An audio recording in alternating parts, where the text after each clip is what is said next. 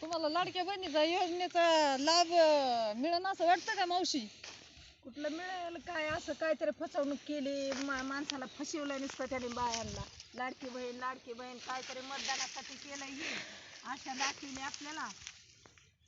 कशाचं देतोय आणि कशाचं काय, त्यालाच कमी पडलेलं आपल्याकडून नेहन कामाचं पैसे. त्याला द्या मतदान. आपलंच घेतोय ना आपल्याला देतोय. अडाणी बायकांनी कसं इंग्लिश मध्ये फॉर्म भरायचा, त्यांना काय कळतंय का बाया? फॉर्म काय इंग्लिश मध्ये नाहीये, मग मराठीत काय? पाहिजे ना. आणि मला किती आनंद झालता की दादा पैसे देतात 3000 रुपये. माझ्या रानामध्ये काट्या काँग्रेस आहे, म्हणलं 3000 रुपये दिले तर रानं नांगरून का घेईल? एक लेडीज आहे, तिला नको का सहकार्य करायला? अशा किती महिला आहेत गोरगरीब. आता सगळ्या गोरगरीब महिला आहेत म्हणून तर रानात कामाला आलोय ना.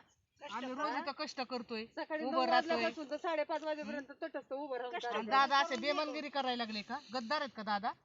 कष्ट करून मेलो. दादा चहा पितात आणि खुर्ची तिथं बसून टमाटमा गप्पा हाणते टीव्हीवर जाऊन.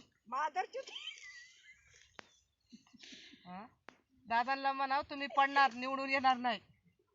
कोण मत देणार नाही. असं जर फसवणूक केली तर कोणचीच महिला मतदान का देणार नाही. मी तर पहिलं बी शिक्षण झालं नाही, मला अंगुठा येतो.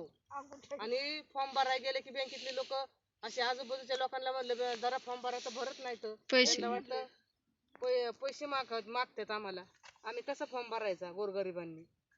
फॉर्म भरला तर त्याच्यामध्ये 1000 चुका तुम्ही दाखवताय. म्हणजे करायचं काय? जिथं मराठी इंग्लिश मध्ये आहे ना, मराठीच माणसाला ही व्हाय ना, मराठी यायचं तरी पुढं अवघड झालंय जगणं. तिथं नंबर लागता पुरा हात.